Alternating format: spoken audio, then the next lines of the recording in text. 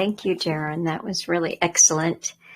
Lots of thought-provoking things in this final chapter, that is for sure. And you highlighted quite a few of them that are important.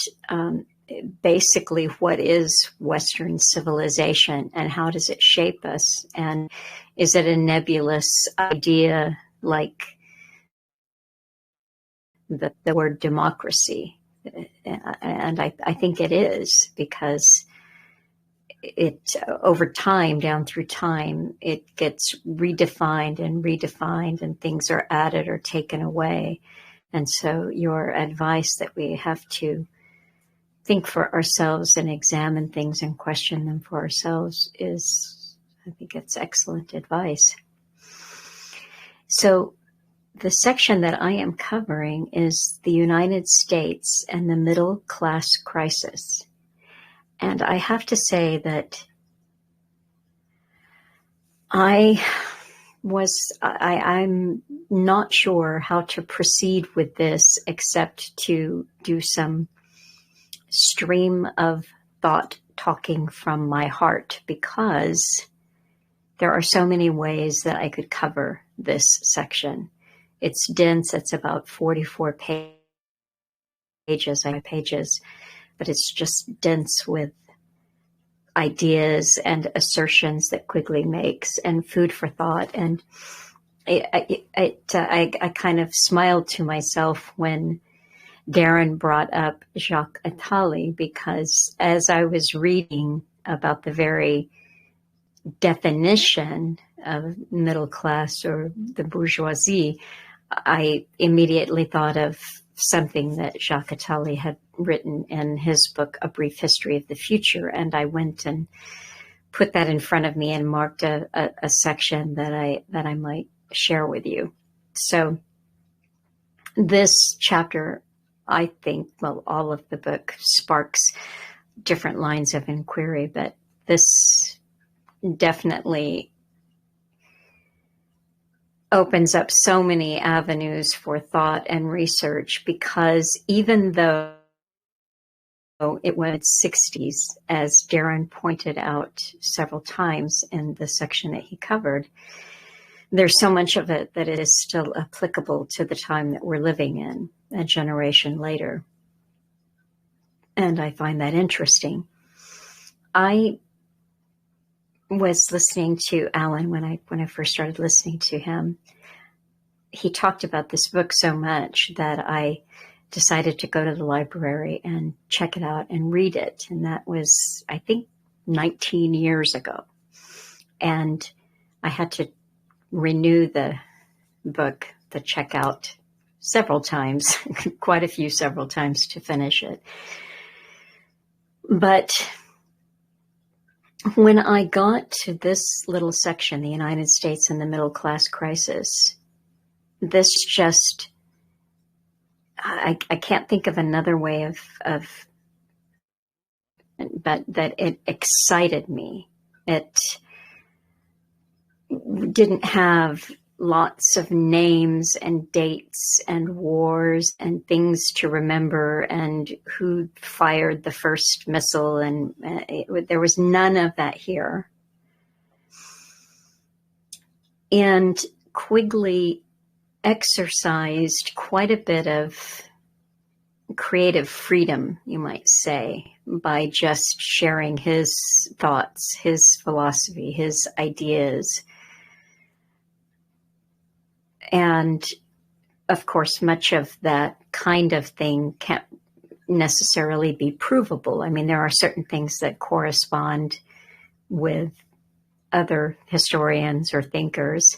For instance, when Quigley writes about the new middle class and when they sprang up, corresponds Jacques Attali placed it. So we must assume that there is some consensus, I guess, that this entire section wasn't just what he thought without a basis. But so much of it was just kind of his meanderings about what is middle class, what are the dissatisfactions, what is this thing, this teenager, how does the teenager come up with his ideas? What is marriage? What kinds of marriage are there? How does sex fit into marriage or the culture at large?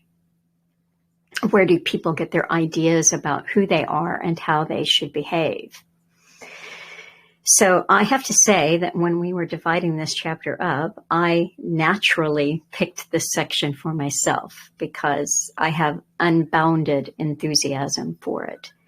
And yet, as many times as I read it and then listened to the audio recordings of it and then considered what to highlight and bring forth, I remained stymied because I realized there were so many interesting ways that you could approach this. I could, for instance, do a survey of 20th century literature, or I could just talk about Hollywood movies as they relate to the concepts that he is discussing. Or I could take some of his comparison between Protestantism and what he calls orthodoxy. So whether that would be Catholicism or Orthodox Christianity, he does a side-by-side comparison of it. I could go into this section purely from that, or I could have chosen to come into it from left-right politics. But ultimately, as the time to talk drew nearer and nearer, I just had this thought that I needed to risk exposure and share personal things about me and my family and Alan's childhood and my Aunt Betty. Because what I realized in reading this section, I knew it 19 years ago, and I certainly felt it again, is that this section makes me ask myself the question, who am I in his story? And so I'm just going to start rambling. If you could see my desk, you'd see that I had a brief history of the future by Attali is on there, and then Leisure, the basis of culture, that I've mentioned a couple of times recently, is sitting on top of the ledge, and then right in front of me is Tragedy and Hope, and there are little post-its throughout the section, and then I have Alan Watts Cutting Through Volume 1 open to the last page. And I have a little notebook with a few scrawled notes, which maybe I'll get to. I hope I do. And sometimes during this book club, I have been much more organized with typed notes and things in front of me, but it just didn't play out that way. And night before last, my brother came home from work and he made some spaghetti, and he offered me some of his spaghetti, and he makes pretty good spaghetti sauce. So I accepted the invitation, and then he was sitting in front of the television and started to flip through, and he settled on a movie that came up, and I wasn't going to get involved in a movie because I thought what I should do tonight is sit down and type up some of my notes and organize my thinking, because this is Thursday night and it's Saturday afternoon now for book club. So he found a movie called What a Way to Go from 1964, and it's kind of a comedy song and dance. It's hard to even put it in a genre. And he said, "Oh, I've seen this a couple of times. It's really good. You've seen it. Surely you've seen it." And I said, no, I haven't. And don't call me Shirley. But it did star Shirley MacLaine. And he was rattling off all the other stars that were in it. It had Paul Newman and Dean Martin and Robert Mitchum, Gene Kelly, Dick Van Dyke. It had an all-star cast. So I watched it with him, and almost right off the bat, I thought, well, I could not have watched a better movie to prepare my mind for the book club discussion than this. Because the premise there is that our heroine is idealistic, and she just wants love and a family and a simple life. And they keep referring to Henry David Thoreau and his writings on the simple life. And that's what she wants. But she is raised by a father that she loves, but he is henpecked and nagged by his wife.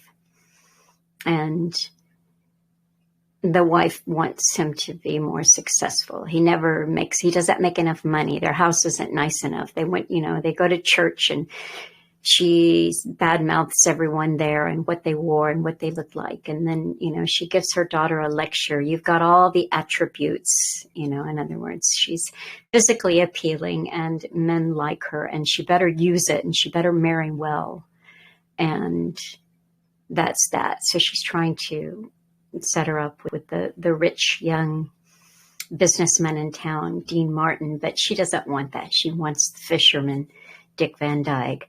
Well, the premise of the movie is that somehow she's convinced that maybe she's a witch because she marries men and somehow they become incredibly successful, even though she doesn't want that material success.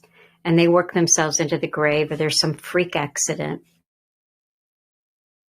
And then they die and leave her a lot of money. So he died and left her a lot of money. Then she goes off to Paris to console herself, and she meets Paul Newman, who is the artist who's living for principles and high ideals, and he doesn't want to sell anything. And he art has to be pure, and so this is obviously the man for her. But naturally, when she marries him, she just makes an offhand comment one day about a technique of art, and naturally that turns him into Paris's most sought after artist. And, and it goes on with this. So I'm not necessarily recommending that you watch the movie, although it wouldn't hurt, because it was written, I think, probably around 1960, or maybe, I think they Rowe in the lead, but then she died. So by the time it got made, it's 64, and this is 2 years before Tragedy and Hope. But you get so much of what Carroll Quigley was talking about in this section about middle-class hypocrisy, about sex and middle-class morality and ideas around sex and love and marriage and romance, and what does it all mean. So that's that. But like I said, there were a lot of ways to approach this.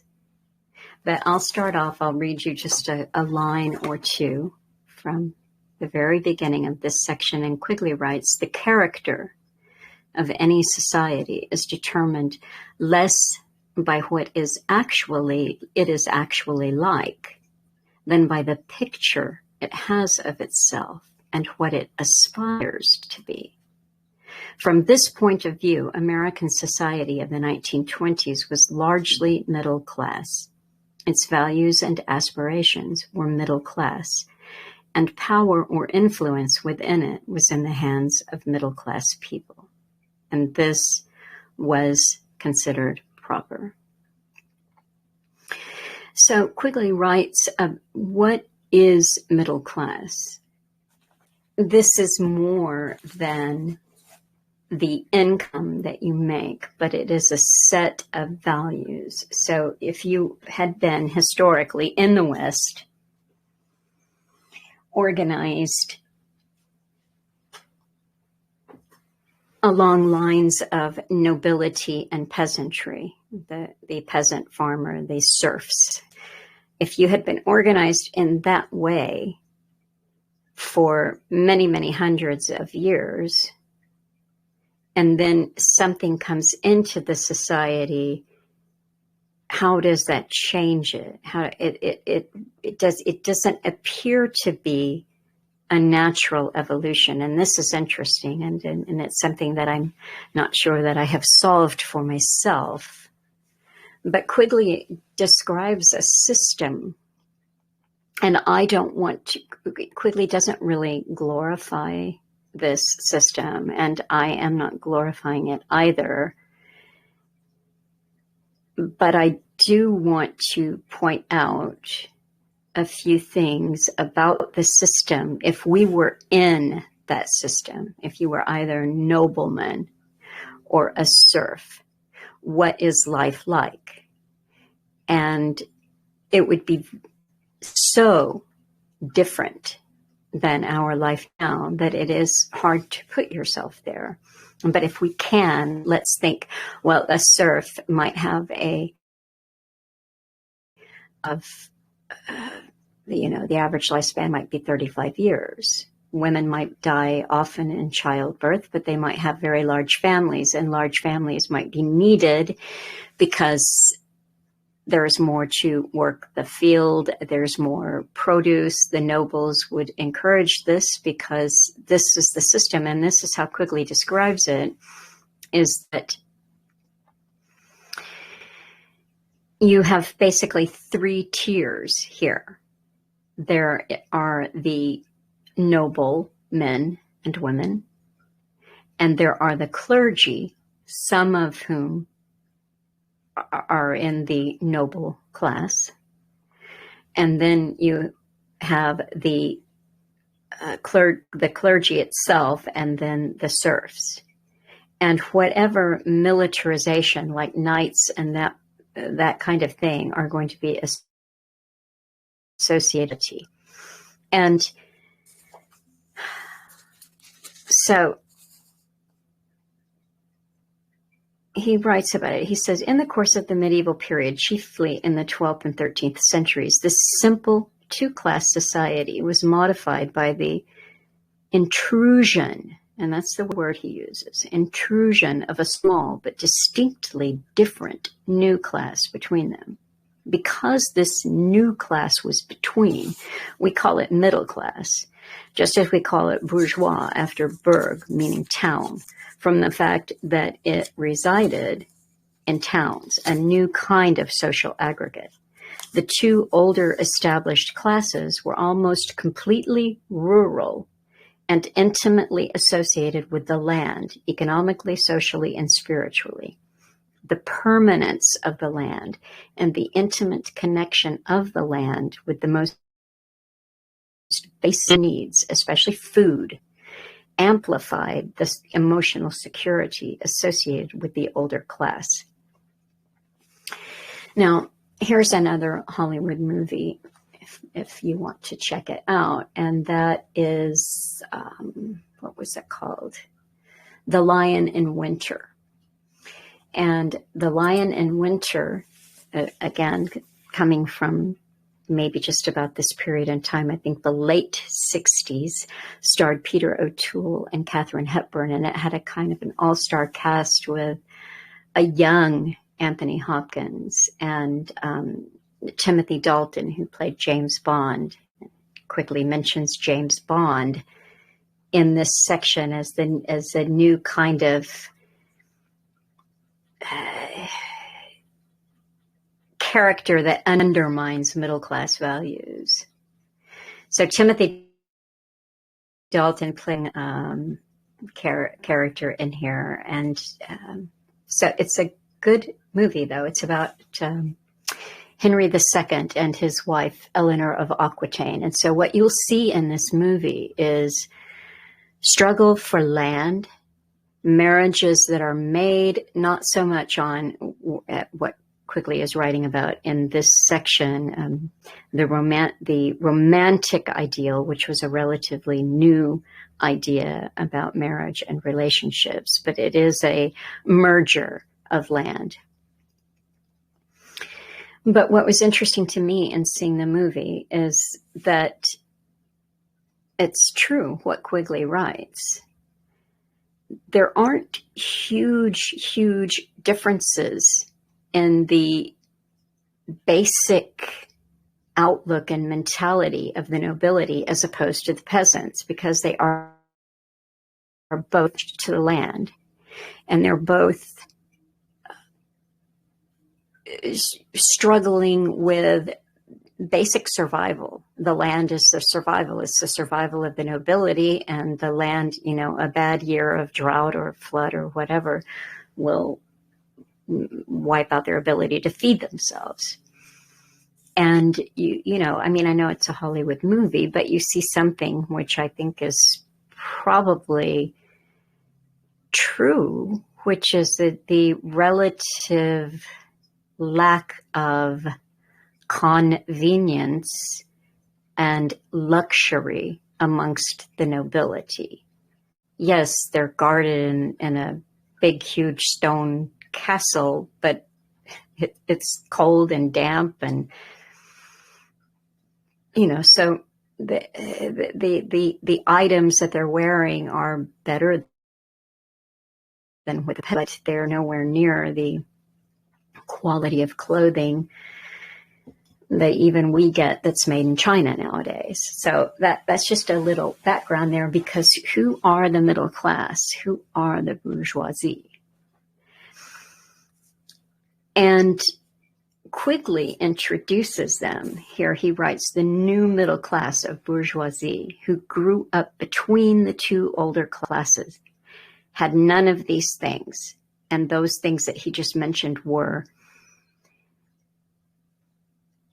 comfort in their social order. They were at home in their social order, economically, socially, and spiritually, because they had permanence of the land. The serfs knew what they were to do. They were relatively left alone to live their lives.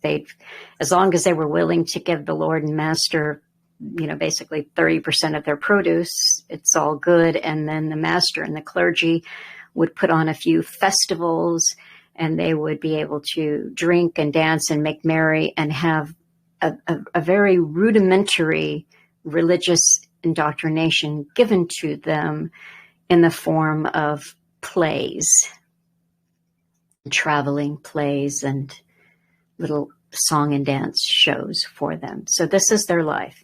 So in come the middle class, the bourgeoisie, and they are commercial peoples, Quigley writes, concerned with exchange of goods, mostly luxury goods, in a society where all their prospective customers already had the basic necessities of life provided by their status.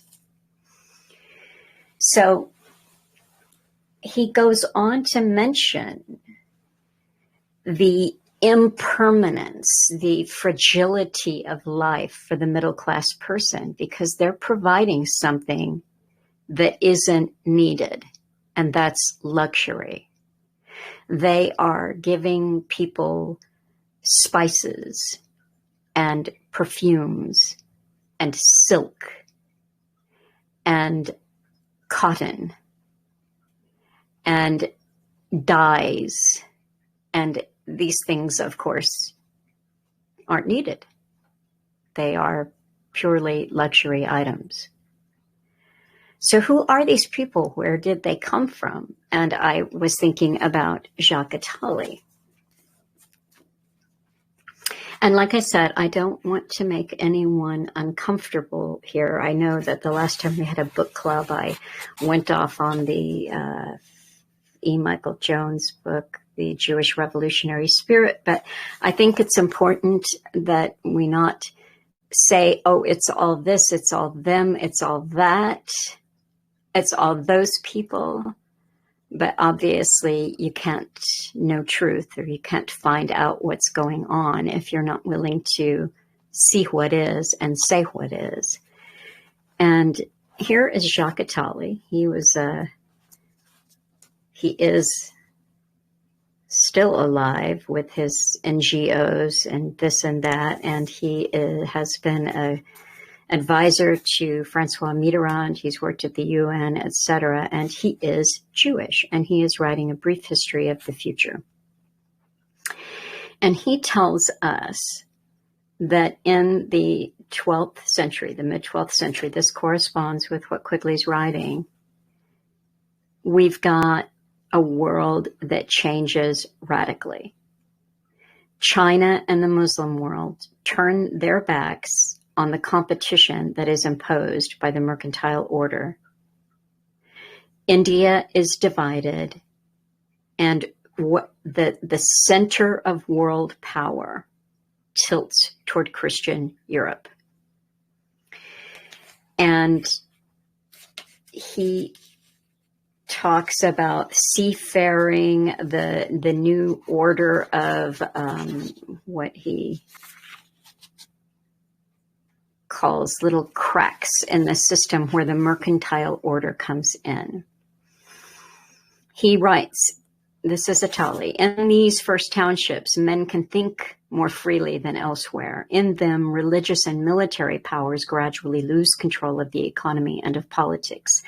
A new ruling class composed of merchants and financiers brandishes its freedoms as an absolute ideal.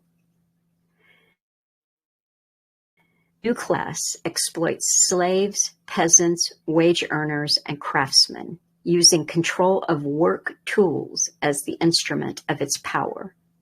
This new elite also forges an alliance with the church, whose misgivings about the financial world wane, and their misgivings about the financial world were usury. So their misgivings wane at the same time as its restrictions on sexuality are on the rise. Now, Attali writes here, if I have marked it off, that at this time, when the power shifts toward Christian Europe, the way that it is divided is this feudal system of lords of the manor and the serfs. And he describes the system is that of the nobility, maintaining its power by protecting its serfs against everything that moves. So you have a symbiosis. We often think, oh, how terrible that must have been to be a serf. And I'm not romanticizing it, but I am saying, and serfs were people who lived on the land and they grew food. And this, and Attali is not the only person, the only writer that I've heard describe it this way. The nobility protect their serfs from everything that moves. That includes mercenaries, brigands, traders, sailors, doctors, musicians, troubadours, explorers, philosophers, and beggars. Because the serfs belong to the lord of the manor. They are there to produce food. They are there to help maintain the land on which the nobility's power is based. And in return, the nobility protect their serfs. That doesn't mean that life is, easy breezy, wonderful thing, but it is, as Quigley describes it, and I believe this is possibly accurate, it's a symbiotic relationship that gives security and purpose and meaning to both classes of people. And in come the mercantile class, the commercial class, and Attali describes this in Bruges, in Flanders, and in Tuscany. And that corresponds with what Quigley writes, between 1200 and 1350 as the beginnings of the mercantile order. you have a variety of things that happen, but there seem to be rebellions that are fomented, serfs that are driven from their fields into the townships where there's no work for them. Maybe they're on the margins of feudalism. And you have a mercantile class, the bourgeoisie, who take over some of these workers for their own means. And then this is how life goes on. And Quigley writes on my page 1237, he says the middle class outlook. So that's not just the mechanism of how it's broken down, but the outlook itself. Those who see themselves as middle class and have these values, he writes, was born in the Netherlands and northern Italy and in other places in the medieval period. And initially, at the beginnings of this, he writes that it's got future preference, self-discipline, some restraint of sensuality, but it focuses on the acquisition of material goods. And out of this setup, this middle class outlook, comes a mindset that is completely unique, that is different than the mindset that the nobility had, and it's different than the mindset that the serfs had. You might say that the serfs would be more present-based, and the nobility too, and they're consumed with basic survival, and this is going to be shelter, food, sex. I mean, that's probably pretty much the basics then. And there's no need to conform because there's nothing to conform to. There's no need to impress anyone because there's no one to, there to impress. If you're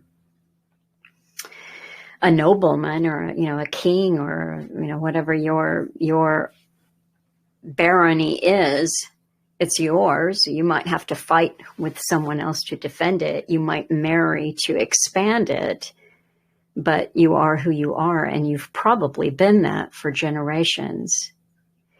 And if you are a peasant on the land, you will be consumed with some basic things of, are your crops good this year?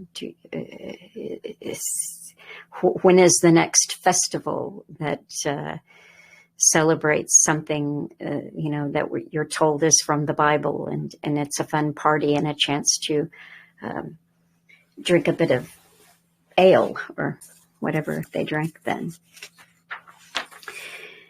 And then the other thing that Quigley sets up early is, like I mentioned, the contrast between Orthodox and Puritan.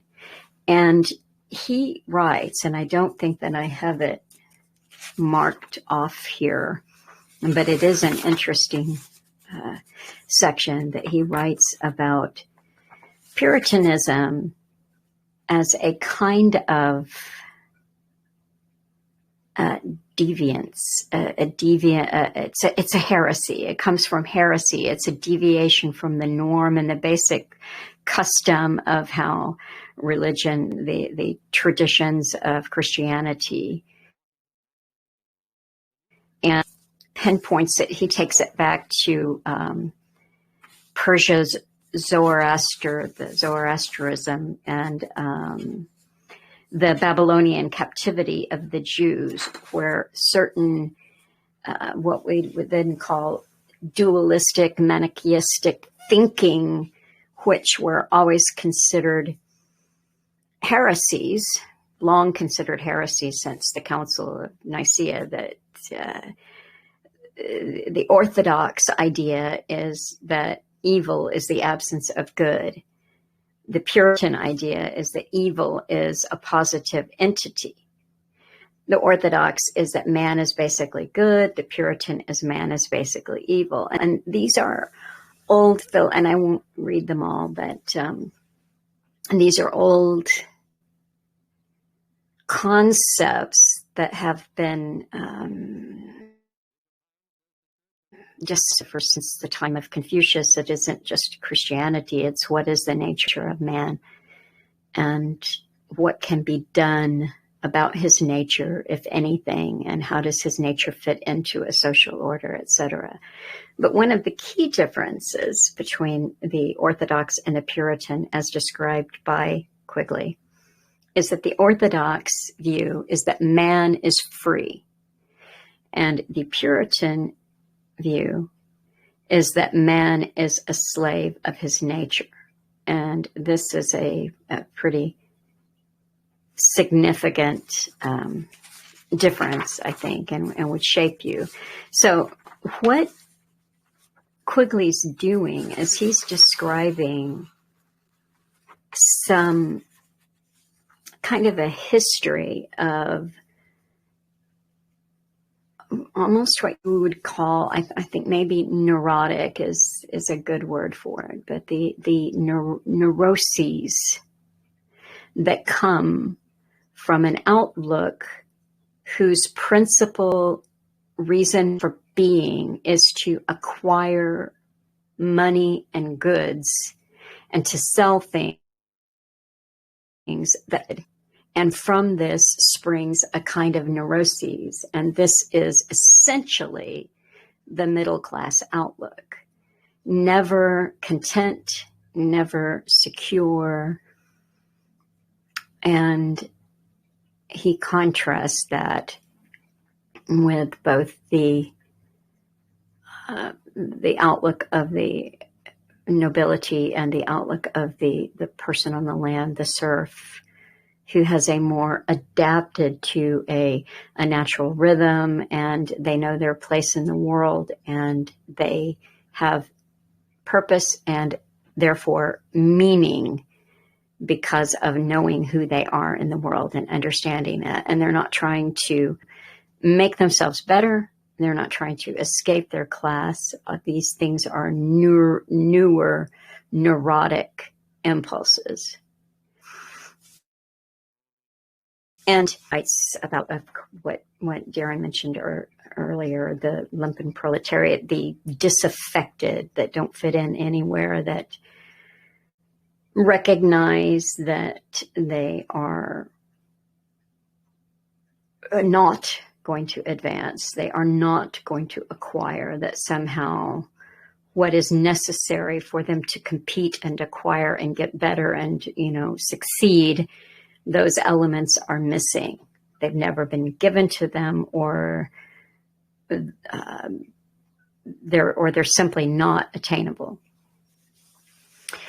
And so in thinking about this mindset and some of the things, because Quigley writes at length about marriage, and he writes at great length in this section about sexuality in and out of marriage.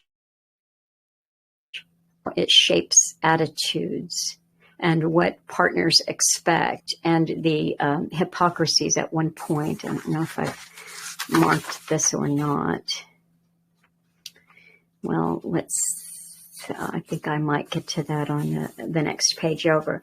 But it got me to thinking about myself and about Alan and where we came from and how people's minds are formed and how you accept norms, you accept your position. As Alan often said, the attitude in Britain with the distinct class system was know your place. You have a place and you need to stay in your place. So Alan didn't talk too much about his childhood and where he came from. And I know that people wanted him to, but he stayed away from those kind of things as distractions or whatnot. In the context of this section, it certainly gives me insight into, not just him, but human nature. So Alan came from what we now call working class people. And they had always been working class. And only after Alan was a man and there was the introduction of credit into Great Britain did things start to change, and did people who would have a generation earlier considered themselves to be working class begin to consider that they were in the middle class. And again, this would be based on earning power, money in your bank, acquisitions, rather than necessarily an outlook. So we're looking at it as an economic distinction. But that was who he was. That was where he came from. And so his father was a coal miner, and his grandfather was a coal miner.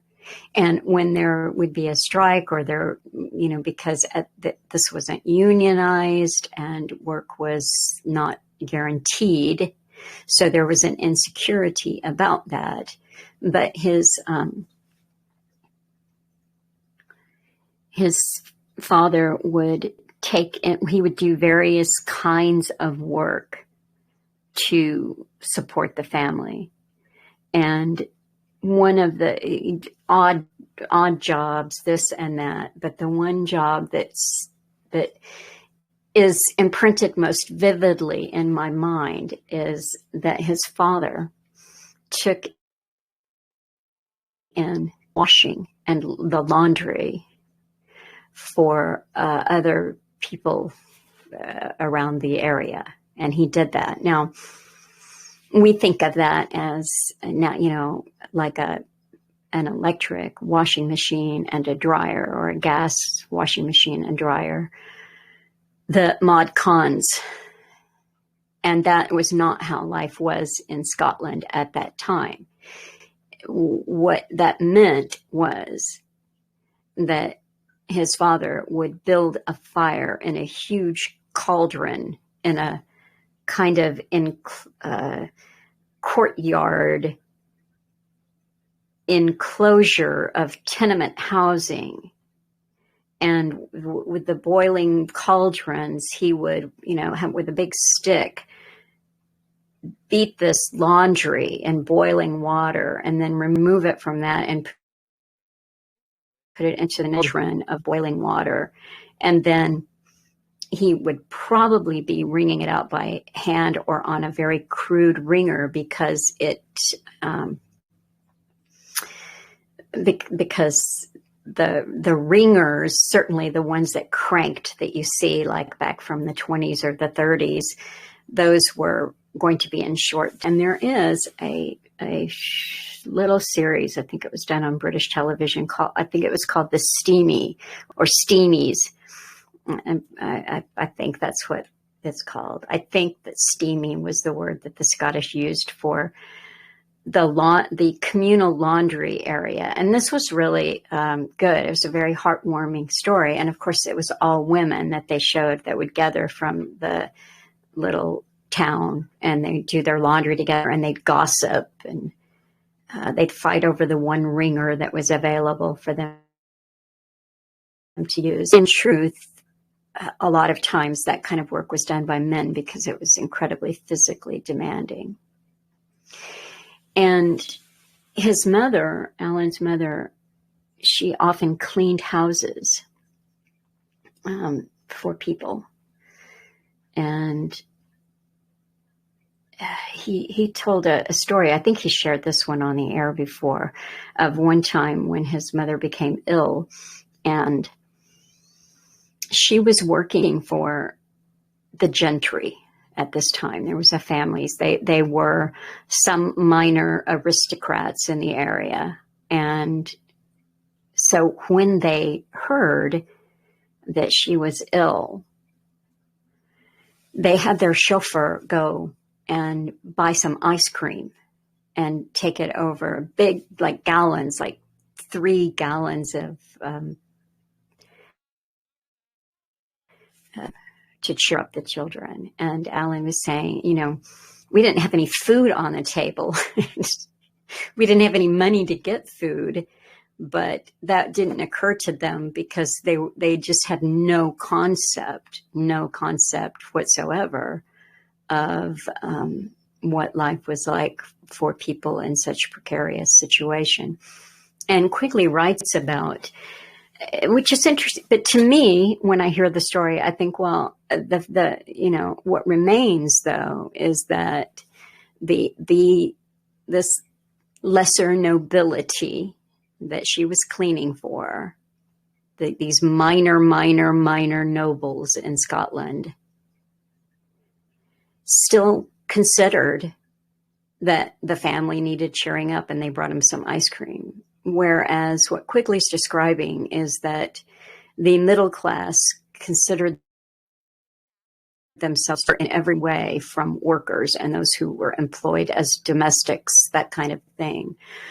Whereas he said that the nobility the aristocrats often thought of peasants as their equals or their betters even. Now, I know that's a hard one to wrap your head around, but what he's describing is a mindset that's actually ancient, a mindset of cohabitation that's ancient. And this is before communism. This is before wholesale unionization and these kinds of considerations for the worker. And the family background on his father's side, they were Catholics. On the mother's side, they were Protestant. And the father, essentially, they didn't really go to church that much. But I think that the good way it made room for Protestantism. But the interesting thing that to me, when Alan would describe his background, was his family in relation to other families in the area. They all had fixed wages. They were more or less in the same boat. But some of them were happier about the boat that they were in than others. And Alan has shared with us before that the fights that he witnessed, as a young child, that he'd see the basics. The thing that most families were fighting over is that they didn't have enough money. They didn't, there was never enough. So this was kind of a key element. But he also described that some people they had retained, in other words, their connection to the land, even though they might have been in the town for a while. There was an element, some of them were like crofters, small farmers, and had been for generations. So there was still the imprint on many of the people that he grew up with, that they were people of the land, a strong connection to the land. And along with that was an attitude that gave them a kind of security. They belong to the land. This is their land. They don't, they know that there have been clearances in the highlands. They don't trust the royalty, but blah, blah, blah. But more or less, this is how it was for my father and his father before him. But in Alan's lifetime comes the introduction of the television, and he's also described how that changed radically and overnight the people in his village where he grew up. And one of the jobs that his mother had, who he loved the most and did from time to time over the years, was she was an usherette at the cinema in the town. And I think Alan liked this a lot because it meant that he could go and see movies for free pretty much any time, and he certainly saw a lot of them. But it also meant that his mother was steeped in a fictional portrayal of what life should be, what it could be, what you could have if you marry right, if you do all of the right things. So I'll come back to her in a minute, but I, on the other hand, I come from the middle class, but I'm only first generation middle class. But my parents, both of them, who come from the working class and generations of working class before their parents, have so fully imbibed the middle class outlook and the middle class value that I don't know any other way of thinking when I'm small. This is the entirety of my outlook. There's no connection to the land. There's no security in a tradition or a heritage, because both of my parents clawed free of that background to become middle class, because this was the thing post-World War II. And I mentioned before, when I did a real history with my Aunt Betty, which was entitled Aunt Betty and the Value of $1 US. And she talked about the fact that her father died, leaving her mother 6 young children. My own father was the youngest, and I believe he was 3 months old when his father was killed. And so this left my grandmother with 6 children ranging between the ages of, I'm not sure of the differences in age, but I'd say probably between the ages of 14 and 3 months to raise. And that was my grandmother. And she had been a seamstress and a domestic, cleaning houses, that kind of thing. And she married an auto mechanic. So that was my father's parents. And my mother's father was a brick and stone mason in a small area in Florida. And her mother, I don't know that she ever worked out of the house or had any, I don't think she did. She was just a big, somber woman with 5 children.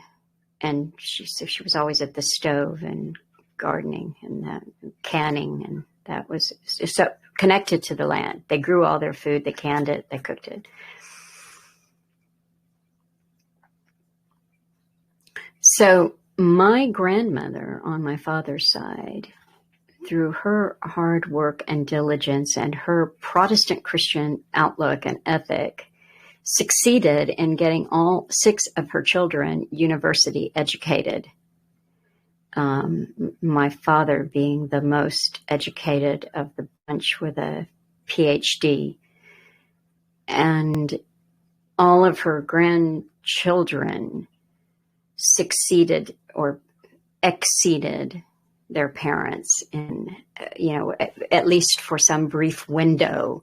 We all did better than our parents. We all had more, acquired more, lived better, because this was the middle class way. It was the expectation. And so the values of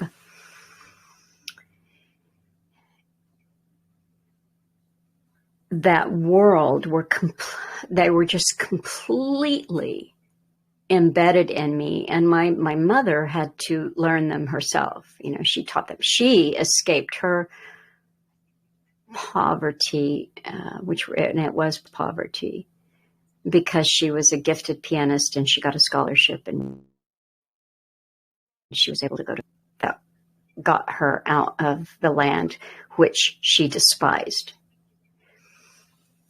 And so she was sure to inculcate airs and graces into her children, that we should know what the Louvre was and where it was and what it housed and this symphony and that. And, and I remember when I was 12, she gave me a tea party for my birthday, and all my friends had to come in their Sunday best with white gloves, and she served us petit fours, and those are little French cakes. It's kind of like a Japanese tea ceremony. It was, except it was French. And she acquired a silver tea service and a this and a that. And this is all very much on my mind right now because I'm helping my Aunt Betty, who really acquired. So, and she's, I know that she's hit on these hard times in the last some years of her life. And so she said, oh, you should have seen this over tea service, but I had to sell that one 10 years ago. And, so it's hard to believe that she had more than she has now, but I know she did because her home is just packed with beautiful things. And it's kind of crazy because what I'm doing, what I would love to do is just say, oh, let's just, be done with it. Let's just go. But I understand that she's defined by her things because that is where she came from and that is how she was raised. She was had, like I did, the material and the acquisition and the constant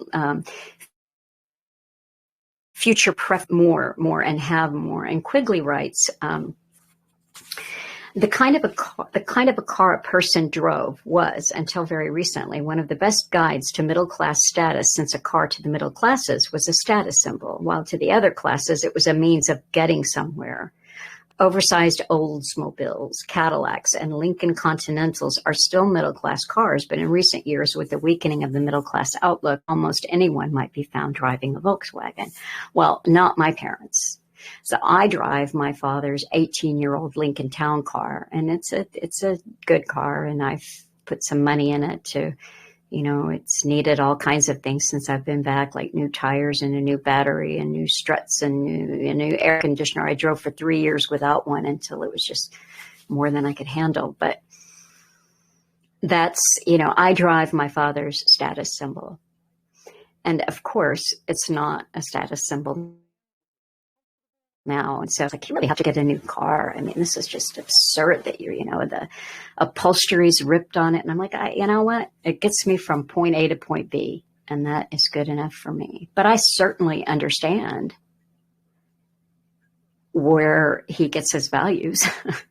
I understand it. And my Aunt Betty, she drives 95 and a half years old. She drives an old, I think hers is probably 19 or 20 years old this year, but a Lincoln Town Car, because that is status.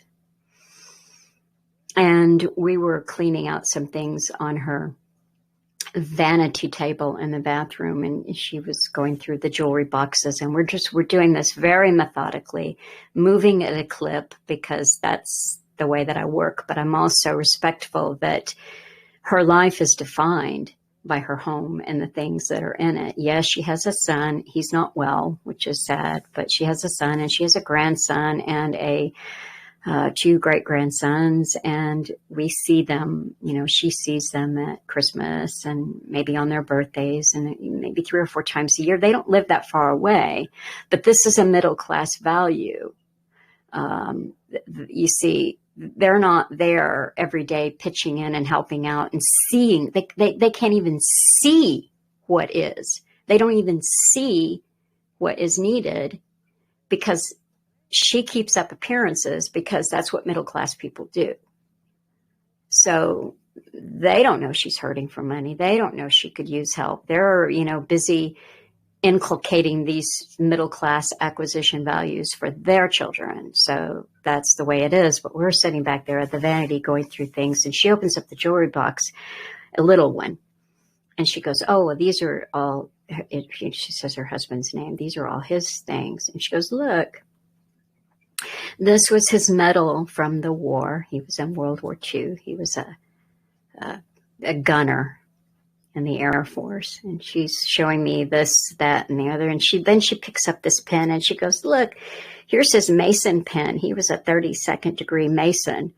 And I'm thinking to myself, well, there you go. That explains this giant house full of stuff on a hill, right? And I think I'd heard rumored, like, oh, he, it was kind of like in one ear and out the other. It didn't really register. And she has no idea what that means. I mean, it doesn't really, she's no idea. He was a good provider. He was a foreman in the oil industry. He worked for Brown and Root, which is now, what is Brown and Root? It's that's, he did well for her, but he told her on his deathbed 29 years ago, well, honey, that you're not going to be able to keep this house. You're not going to be able to afford it. You're going to have to sell it and get something smaller. But God bless that woman. She has hung on through thick and thin and is now finally downsizing. And I look at the things, I go through everything. I look at everything that she's got, and some things it's like, that's probably $1. You could, like garage sale estate, you'd probably get $2 for that. But I look at everything, I said, well, let's look that punch bowl up. So I succeed in finding the exact punch bowl. And let me tell you, this is one of 4 crystal punch bowls that she owns with cups, So I'm like, oh, hi, well, look at this one. Now, this one's going on Etsy and eBay for $185. So you might be able to ask $140 or $150 for it. If a dealer comes in and buys it, that gives them some room. They can, they can get their shipping on top of that. It's just one thing at a time. We're going through all of her placemats and her napkins, and I get to these placemats that are laminated, and it's like something that I would throw in the garbage. It's just they're 40 or 50-year-old laminated placemats. And I say, do these have any sentimental value? No, you can throw those away or give them away, because we're really not throwing anything away. We give it all to the Goodwill. And I thought again. I said, well, look, these are prints of paintings, and they're all from Alaska. Let me look up this artist's name. So I look up the artist's name. Well, he's the most significant artist that ever came out of Alaska. And guess what? Placemats just like that sell on eBay for $60 a set. So I'm like, so this is the world that I'm living in, is the downsizing of middle class values so that she can sell her house and hopefully live in a doable situation in what promises to be just the very, very last of her life, that it be more comfortable for her. And it's been a real education for me, because again, I get to see that this is where I come from. Now, Quigley talks about the nagging middle class wife, the reasons why people get married. So in the middle class is you marry somebody that you think is going to be a good earner. You think that he's going to provide you with the home and the status and all of that. And not only that, but he's going to be able to send your children to the best universities. And then they're going to be able to exceed where you were in life. That is the middle class way. And so one time, a couple of years ago, she told me that, he never went to he never finished university. He'd been a lawyer. And I said, well, Betty, if he'd been a lawyer, he probably would have been one amongst hundreds or thousands. Who knows how well he would have done at that? I mean, well, now that I know that he was a 32nd degree Freemason, he probably would have done pretty well at it. But, at the time I said, look, he got into the oil industry when it was booming, and he provided for you incredibly well. And I know. So I don't know. I wasn't a fly on the wall in that house. I know that my mother was. And Alan saw that his mother was too. And I can tell you that a nagging woman makes the home very unhappy, if not always, from time to time. Because there's a basic lack of respect for the man. There's a basic lack of respect. And if you can't respect someone, you don't love them. I don't care what you tell yourself. And with Alan's mother, the story that she told herself, that she allowed her children to know, and certainly her husband, was that so-and-so was sweet on her. He really liked me, and I could have married him, and he became a dentist. And, my own mother, she definitely chose someone with her own middle-class, acquisitive outlook. But, it's just never enough. There's always so her nagging was very subtle, but children pick up on these things, that when, that the unsatisfied. And I love my family, and so I accept them. And that doesn't mean that I wanted to be around them super, super close when you've got that kind of vibe going on. And Alan certainly didn't with his family. And he said it just flat out. There's no excuse for that. And he said there's nothing worse than a woman who controls the home with her moods, her mood swings, her demands. And so they're working class, but she's got Hollywood running through her veins. Every movie of Fred Astaire and Ginger Rogers, and look at that, how romantic it is, how wonderful, and look at that she's wearing, and that's just, so it's this fantasy world that is created to keep the middle class, which is an artificial construction that has been on the go now for nearly 1,000 years, going. And Quigley writes about its demise. He writes about the crumbling that's happening to it already, what he sees in the 60s with the children who won't buckle down. Their sense of time is different than the other generation. And he goes at great length to talk about the teenage culture and the loose sexual morals of the teen culture. But of course, he's writing this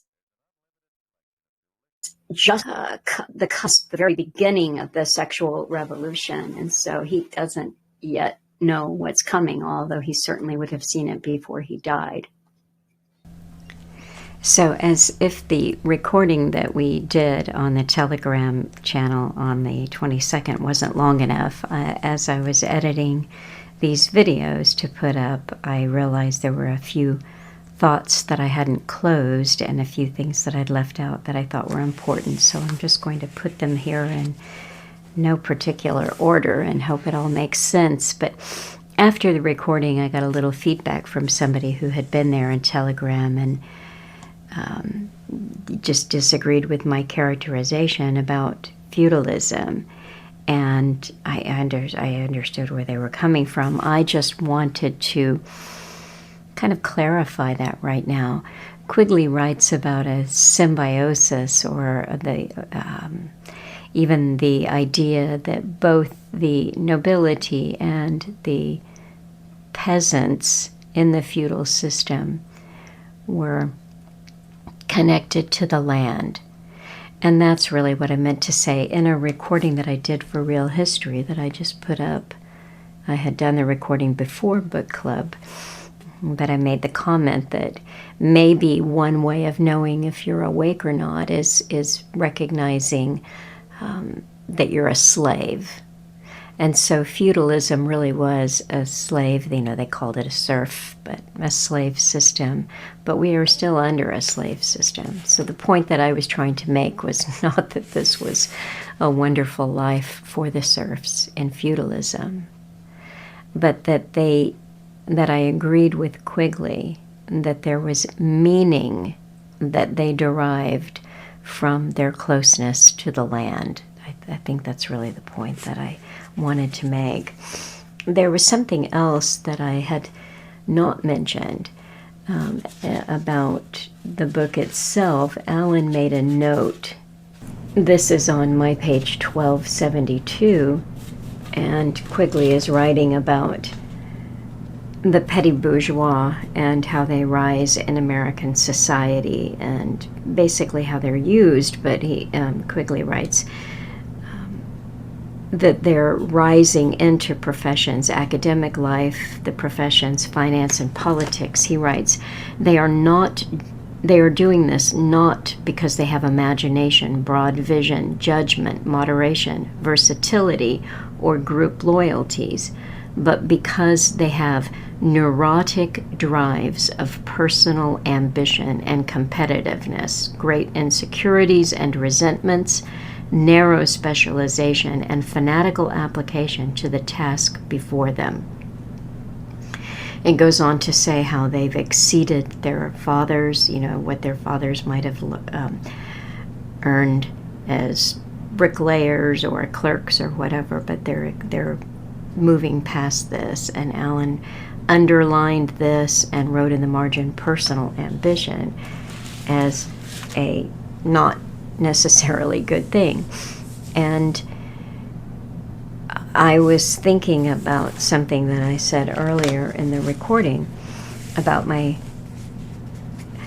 grandmother, and she had been a seamstress, and after my grandfather passed away and she had 6 children, she really was doing this at quite the pace.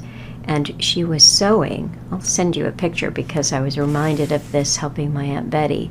She showed me a dress. It was ancient, but she'd saved it. And it was my grandmother's work, and it was the cloth-covered buttons and the loops. It was very detailed and beautiful. Of course, it's, the lace is yellowed, and it doesn't look that great now. But you can see her attention to detail. And what happened was the demands of the middle-class women that she was sewing for perfection of each item that she did, and never being satisfied with her work and always wanting more because they're seeing the magazines and the Hollywood movies and it should look like this and that.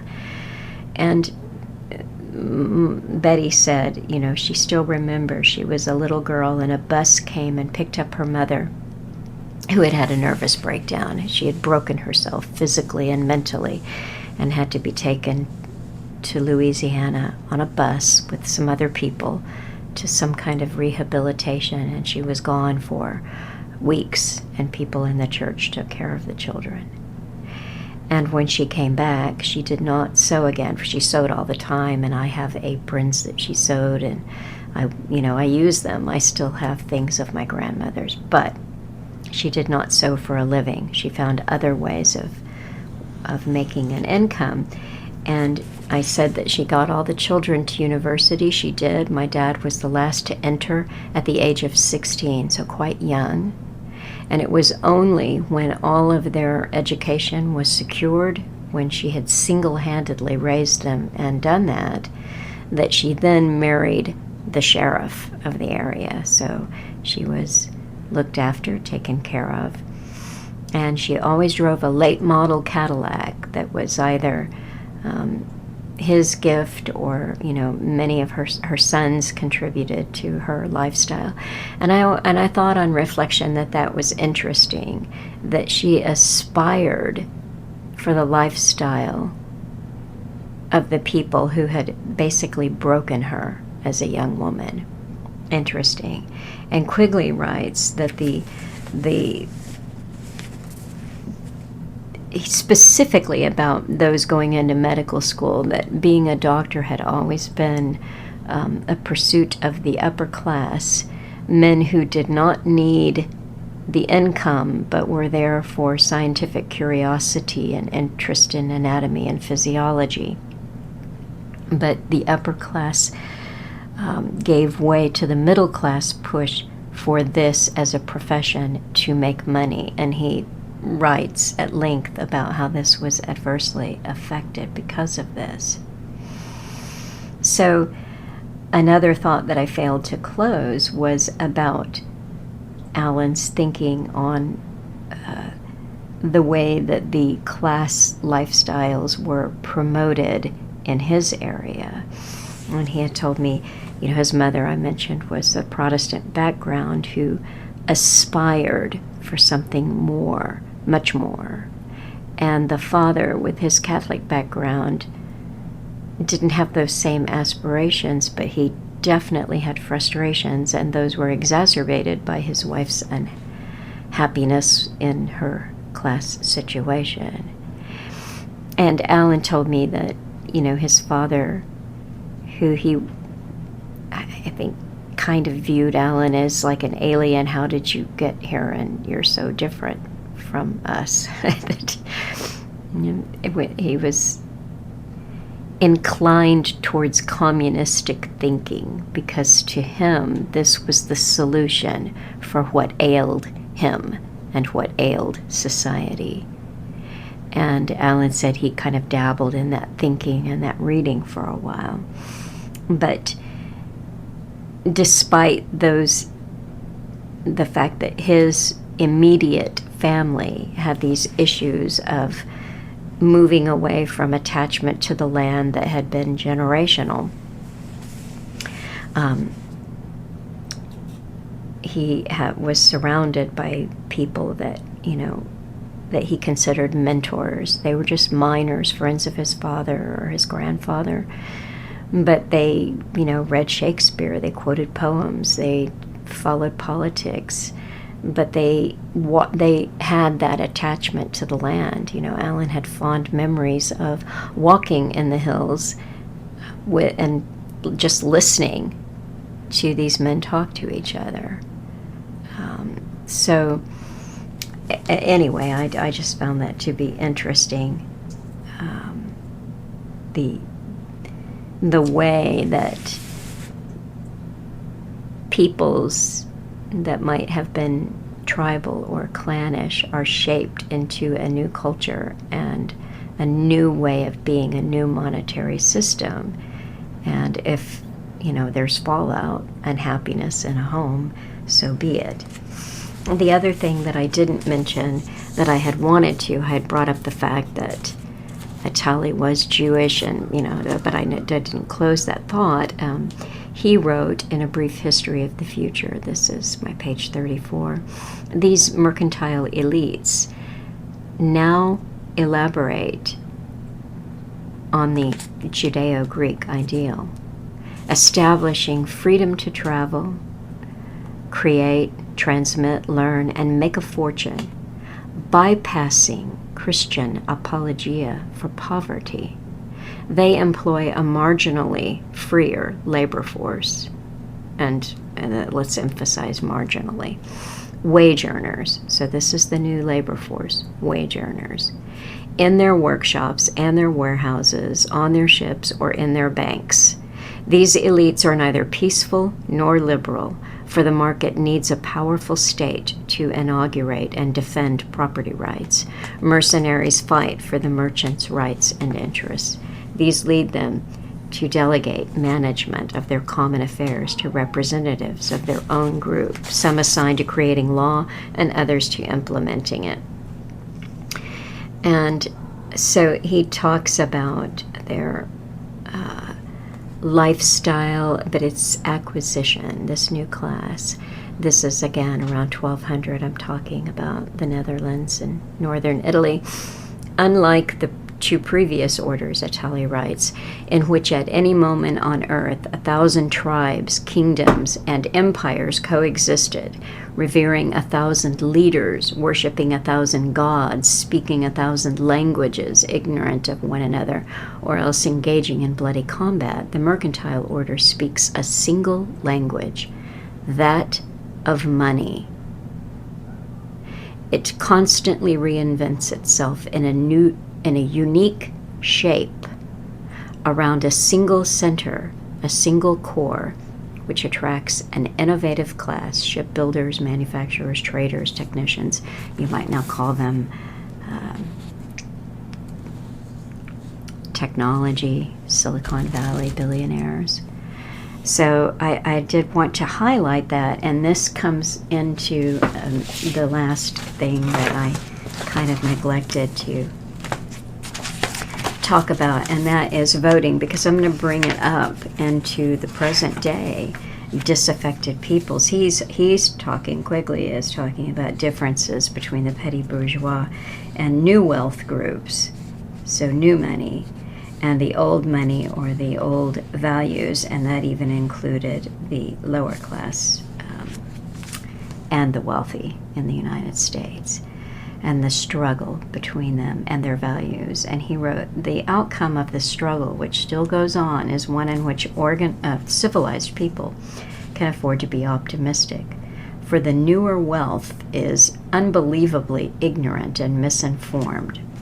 In their growing concern to control political nominations, they ignored the even greater need to win elections. They did not realize that the disintegration of the middle classes, chiefly from the abandonment of the middle class outlook, was creating an American electorate that would never elect any candidate the newer wealth would care to nominate. As part of this lack of vision, the new wealth and its petty bourgeois supporters ignored the well-established principle that a national candidate must have a national appeal. So he writes about the outlooks of them, and I think we still see this at play, who voted for Trump. And I know this is all a kind of theater, but it's playing on people's dissatisfactions. It's using middle-class values to get them to the voting booth, when these middle-class values and outlook were slated to disappear 70 years ago. And he wrote, the chief problem of American political life for a long time has been how to make, now this is very key here, because he's telling you what they want. You know, the CFR and the internationalists, etc., etc. The chief problem of American political life for a long time has been how to make the two congressional parties more national and international. The argument that the two parties should represent opposed ideals and policies, one of the right and the other of the left, is a foolish idea, acceptable only to doctrinaire and academic thinkers. Instead, the two parties should be almost identical, so that the American people can, quote, throw the rascals out at any election without leading to any profound or extensive shifts in policies. The policies that are vital and necessary for America are no longer subjects of significant disagreement, but are disputable only in details of procedure, priority, or method. We must remain strong, continue to function as a great world power in cooperation with other powers, avoid high-level war, keep the economy moving without significant slump. So he is saying that policy, which carries on, as Alan always pointed out in that Jefferson quote, from administration to administration, this is what is important. And no matter what is going on in Washington right now with Doge and Musk and all this bluster and the my new word, kayfabe of the wrestling kayfabe of politics, the agendas carry forward administration to administration. So anyway, I hope this all makes sense and I tied some thoughts together.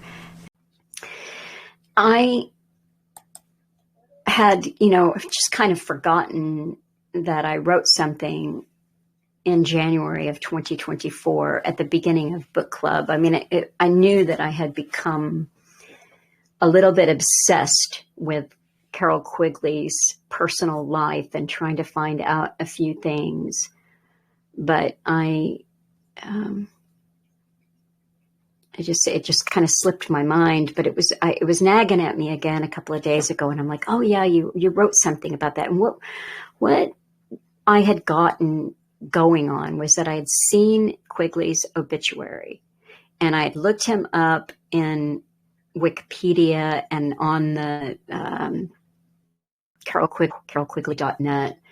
And I just couldn't find satisfactory biographical material. Who were his parents? I have no idea what his father did for a living or what his mother did for a living. I don't know what religion he was. I'm just trying to piece it together like a mystery. And in his obituary, it said that he was survived by his wife, Lillian, and two sons, Dennis C. and Thomas F. And I looked them up and I could find very little about them. And so what I wrote was that Dennis Carroll Quigley died in 1982 at the age of 40 and got an inch of obituary. He attended Landon School, a prestigious private boys' preparatory school in Maryland, and Georgetown University. He was survived by a wife, Elizabeth, his mother, Lillian, and his brother, Thomas. His gravestone in Marshall, Virginia, reads, Dennis C. Quigley, born May 17, 1941, and died February 7, 1982. To know him was to love him. So this is all that we know about his oldest son. He was born, he died at the age of 40, and to know him was to love him. That's it. Now, Thomas Fox, the younger son, also attended Landon School. So this is a private prep school. He was an Army veteran and later earned a zoology degree from Georgetown University. The interest in science is not surprising, as Carroll Quigley had entered Harvard with the intention of majoring in biochemistry. Thomas Fox died in his Alexandria, Virginia home of a stroke at the age of 49 in 1995. His little one-paragraph obituary described him as an area construction inspector and a road median painter. Since the 1960s, he was twice divorced and left no survivors. Lillian Fox Quigley passed away in 1993 at the age of 75. And then I wrote, there's a domestic tragedy in those three obituaries that we'll never fathom. But I wanted to fathom it. I needed to fathom it. And so I tried again last night. I went looking. I went back to carrollquigley.net and I just started looking at all of the different sections on the website.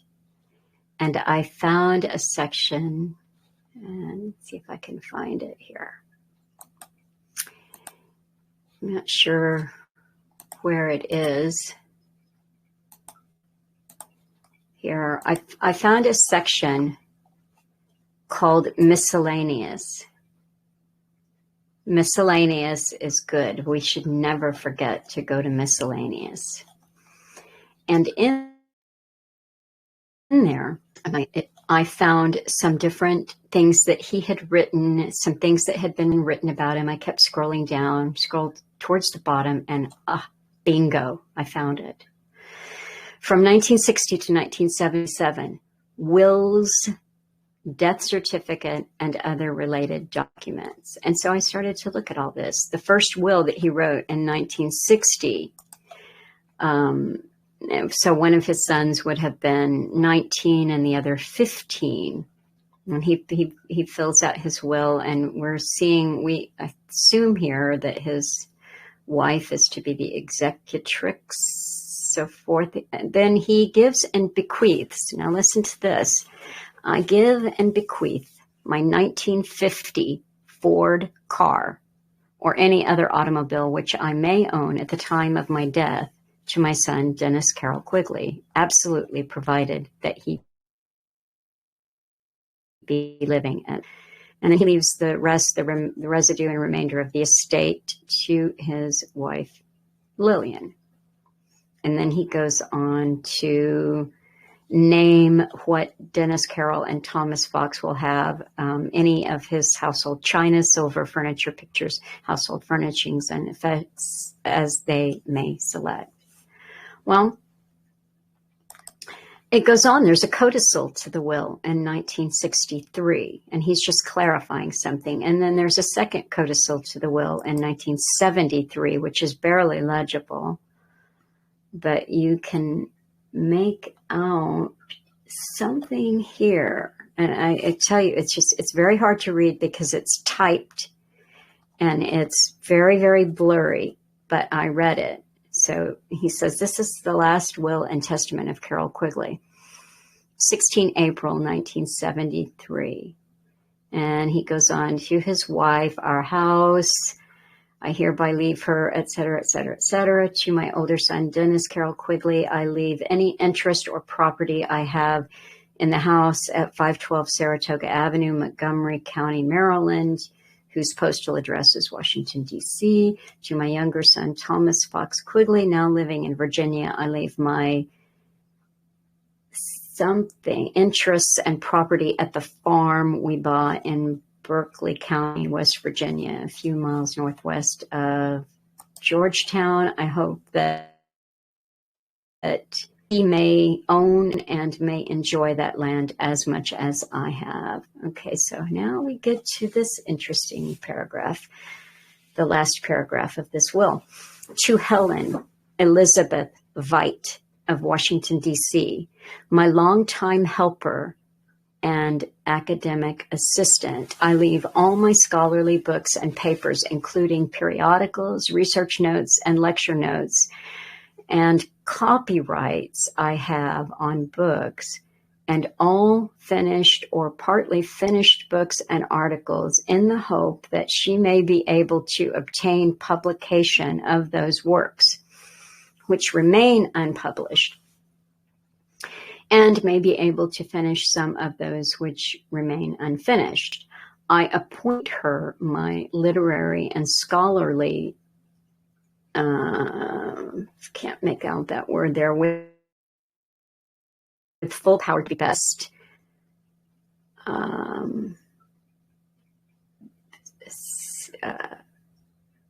I can't make out this word, but okay, best, comma, word that's illegible and is, comma, I believe the only person with full understanding of what has been the aim of my studies, teaching, and writings to help her carry out this work.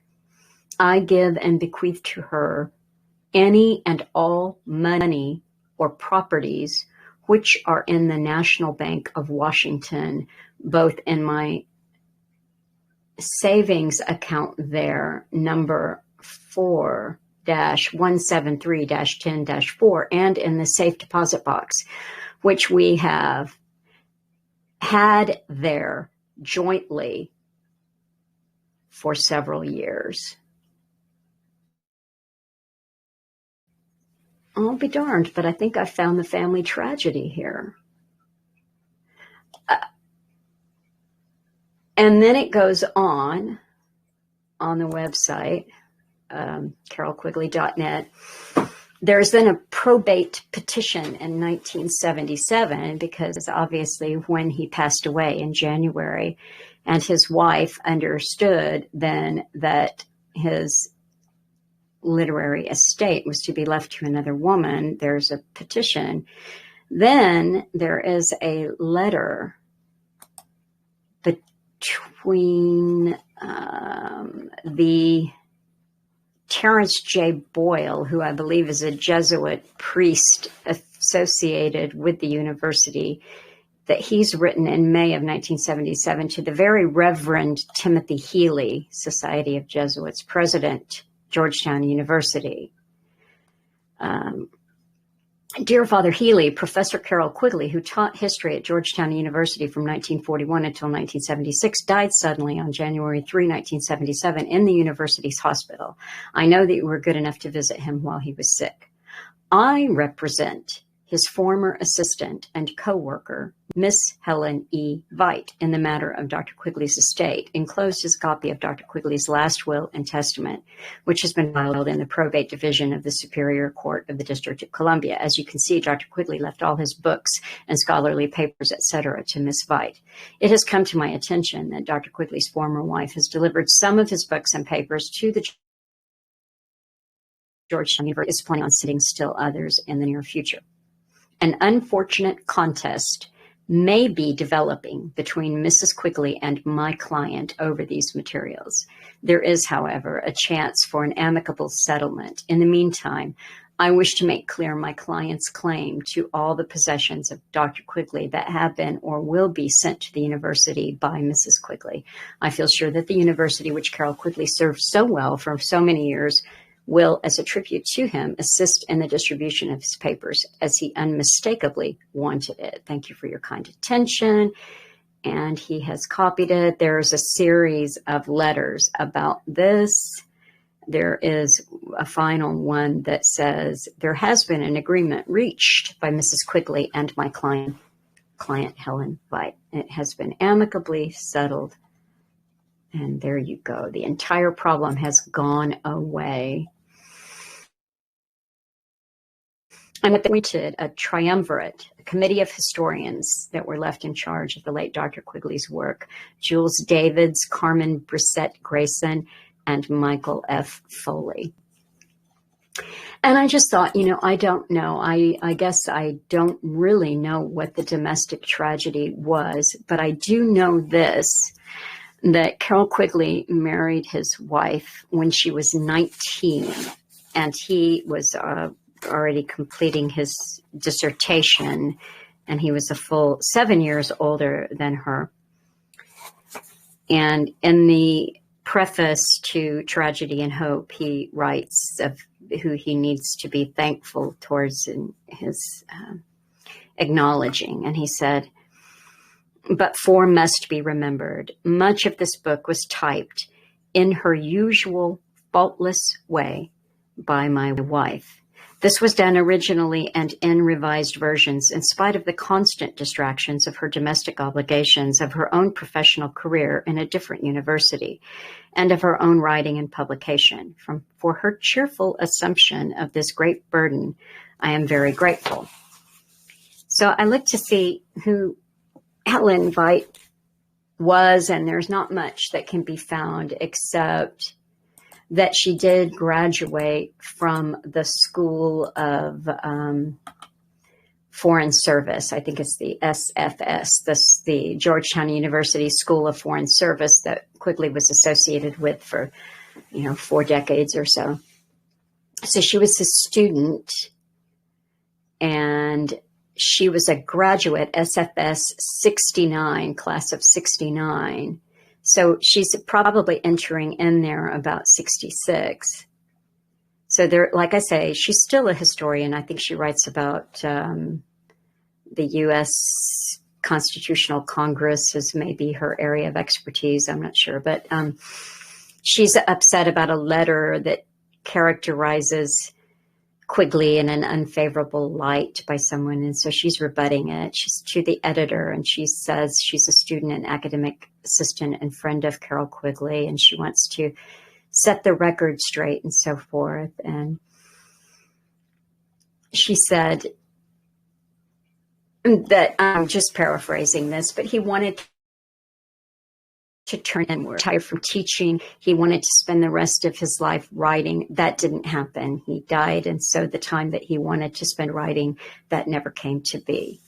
And she said, it is understandably difficult for a student to see that teaching was not the only thing in Carroll Quigley's life, but anyone who listened to him must remember his frequent references to the books he wanted to write when he had time, and must know how much he loved and learned from his West Virginia farm. As an undergraduate, I too believed teaching was all important to him. Later, I learned that he wanted his retirement to be, so his second career where he's teaching. Then she goes on to write, impatient he may have been, arrogant he was not. His emphatic manner derived from his experience of teaching large classes and the need for catching and retaining their attention, but he never believed that he had, quote, answers. What he taught was methods of approaching. He often stressed how little we know about the important things of life, especially human relationships. What he sought above all was to help people to become mature by realizing their potentials and understanding that material things, however necessary, should never be ends themselves, while what is important is seeking the truth in cooperation with others, with the knowledge that one will never find it. And that last little bit that she wrote reminded me of something that Quigley himself wrote in Tragedy and Hope, but unfortunately I couldn't find it when I was looking back for it, which was he was writing that the truth, that you can, just what she said, you can never find truth. You can only seek it. You can get as a close approximation that will be done by consensus. And this got me thinking, right there, kind of in a nutshell, was what was gnawing at me about, because this section, this chapter, I think, well, Quigley was a great historian, but I don't think he was. I think he was a very good historian. I think Allen was a great historian, and I will tell you why I think that, biased though it will be. At the end of this section, because he spent an enormous amount of time talking about religion and talking about the quest for spirituality and talking about Christianity and where it has possibly failed and where it can possibly gather steam, comes something that then satisfies and gives meaning and so forth. But I think that what he doesn't understand is kind of what's in the cards for Christianity, for all religions. So he's writing about someone named, he too was a Jesuit priest by the name of Pierre Teilhard de Chardin. And he was very loved in the 60s. I think he might have died in the 50s, but he was very promoted in the 60s for his new radical thinking, which seems to me to be summed up in the idea that we are evolving. So he ties in a lot of evolution, a lot of biology, a lot of science. And this Teilhard de Chardin claimed to be against scientism, but he's for science. What he's doing is blending science and spirituality. And I had just had an interchange with someone the other day who was telling me something that they had looked at, and they wanted me to take a look at it, and I looked at it, and I said, well, I did watch this all the way through, although I knew in 10 minutes that what he's promoting was a kind of, it's theosophy, it's Blavatsky, it is the blending of science and spirituality, because we are at the end of an age. We are at the beginning of a new age. And so there are all kinds of things that are happening in this age. It's a yearning for, meaning and purpose and meaning. And the knowing on some level that the pillars that have held up society are down, if you want to keep this hollow construct called the middle class values, which aren't serving anyone, some that you can continue to do that. But for my entire lifetime, the quest has been for meaning, and those powers that be, them, are constantly supplying that in new offshoots of, new creations that are, is it New Age? Is it meditation? Is it a new spin on Christianity whatsoever? Quigley writes about his hope for Christianity in this last section. And at some place on his website, which I'm not sure if I can find it here. I guess I can't. I had too many windows open. Here it is. And this is something that one of the triumvirate of historians who was put in charge of his legacy, she wrote something called Carroll Quigley, Some Aspects of His Last 12 Years, Recollections from Personal Correspondence. She would have been one of his students during and graduated in 1962. And she wrote about how he liked being a Christian and his love of nature and being in nature and his farm, etc. And he wrote a bit about the fox and the raccoon at the farm and the time it took to feed them and so forth. And then she wrote, he concluded with a revealing description of what to him was a particularly satisfying weekend. Writing, observing birds, and on Saturday night, Beethoven's birthday, we sat reading near the fire while the radio played all 9 of his symphonies. Judgment about the course of American life existed simultaneously with happiness derived from those aspects of life he knew to be lasting. She's quoting Quigley here. I am fed up with everything but God and nature, and human beings whom I love and pity, as I always did. Then she continued writing. His loyalty was to a religious, intellectual outlook, and she quoted him again. I feel glad I am a Christian, he wrote. Glad I am, without allegiance to any bloc, party, or groups, except to our Judeo-Christian tradition, modified by science and common sense. Over the years, he usually closed such letters with what could serve as a characteristic valedictory. God keep you all and help you to grow.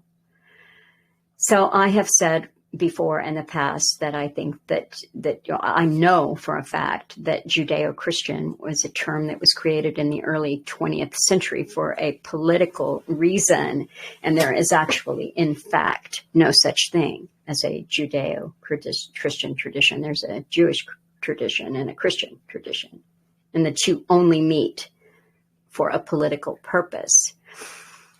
But it reminded me, it sparked a mental picture from when I had looked into him last year and then again last night, that I never saw a picture of his headstone where he was buried.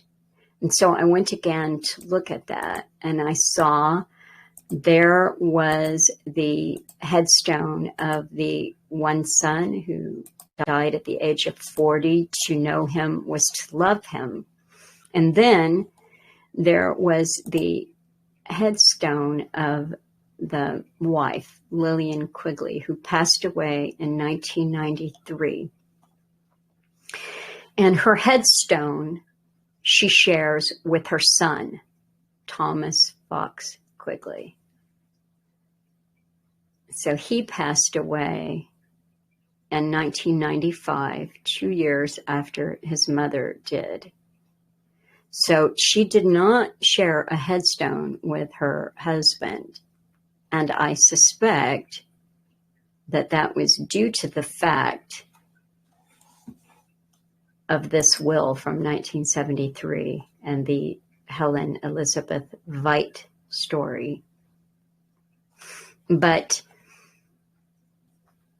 I never have known what religion, what kind of a Christian was Carroll Quigley, because I look him up again. Why doesn't he have a headstone even by himself? Was that a source of family shame? What's going on? Well, here it lists him and his ashes scattered. Now, Georgetown University is a Catholic university, and Catholics did not even allow cremation until 1963. And then it was with the express caveat that the ashes, that first of all, it's not a denial of the fact that Christians will rise again, right? And that the ashes not be scattered or kept at home, but buried in consecrated ground. Well, Carroll Quigley's ashes were scattered. So was he Catholic? Or was he Protestant and he just taught at a Catholic university? I don't know. But I do know that he did not think that truth was knowable, that it could only be pursued. And I contrasted that with what Alan wrote on the last page of his volume 1, "Your spirits descended into matter for a purpose." Understanding this and fulfilling this is the meaning of the term having life and having it more abundantly. This does not mean accumulation of products. It means doing that which is true. Truth is eternal. It cannot alter. Only truth will make you free. So I think that is why I decided last night that Carroll Quigley was a good historian and Alan was a great one, because Alan believed that there was truth that was knowable. And I was thinking about Plato, I think it's the dilemma of inquiry or the paradox of inquiry or something like that. Which is something like, is it even possible to have inquiry? Because if you don't know what the answer is, how do you know what you're looking for? And how will you recognize it when it presents itself? And if you already know the answer, then why do you have to look for it? So that's the essence of like Minow's paradox or the paradox of inquiry or something to that effect. And I had stumbled across something, and I'm sorry I can't share with you who it was, but some writing from someone a couple of days ago, and he wrote that truth cannot be comprehended, because comprehending is analysis and logic and a kind of research vein that is to comprehend something, but it can be apprehended, which is to perceive something that you have received. You can perceive it. And I really do believe that new. And it brought me finally back again to something that I shared recently, and that was the work of Leisure, the Basis of Culture. Now remember, Leisure, the leisure class, this is the aristocracy. There's one more little story. I know I've talked too long, but one more story about Alan's life. When he was in the music field and traveling all over the world, he wanted a little home base in Scotland at one point. And what he did was he rented a little cottage on the land of some castle of some minor nobility. And the nobleman came there from time to time. He actually spent a lot of time. He was, I don't know if he was widowed or what, but he probably never worked in his life. He didn't need to work. And he spent all of his time in leisure. And his leisure, unlike a lot of people, especially people in the middle class whose leisure consists of golf or yachting or whatever, this man's leisure was reading, seeking knowledge. And he was fascinated by Alan because he was able to have stimulating and interesting conversations with him. And, you know, Alan was a peasant in, you know, to this man's mind.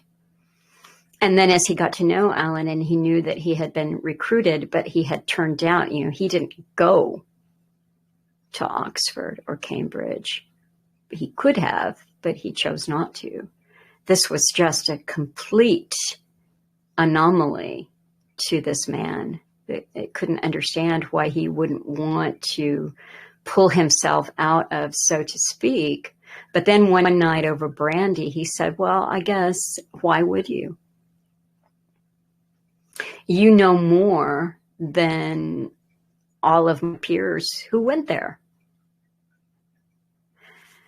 So the leisure comes from the word scala, scholarly. So it's that, and here it is again, Joseph Piper writing, the concept of, quote, intellectual work, which the middle class, down through all the existentialists that Darren was talking to us about, you know, it's got to be work. It's a puritanical thing. If you haven't worked for it, you don't deserve it. You don't deserve truth that you haven't worked for something just by seeing it. So Piper writes, what happens when we look at a rose? What do we do as we become aware of color and form? Our soul is passive and receptive. We are, to be sure, awake and active, but our attention is not strained. We simply look insofar, that is, as we contemplate it and are not already observing it. For observing implies that we are beginning to count, to measure, to weigh up. An act of aggression. To contemplate, on the other hand, to look in this sense means to open one's eyes receptively to whatever offers itself to one's vision, and the things seen enter into us, so to speak, without calling for any effort or strain on our part to possess them. There can hardly be any doubt that that, or something like it, is the way that we become sensorially aware of a thing. I think that there's something about truth that Alan grasped and wanted to share with us, which is the opposite of what Carroll Quigley wrote. It is not done by consensus, and it is something that we can arrive at. And I'm sorry, I feel that I've talked on so long, and I don't even think I scratched the surface of what my little scribbled notes told me to say, but I hope that I've somehow captured the spirit of this section. And now it's Graham.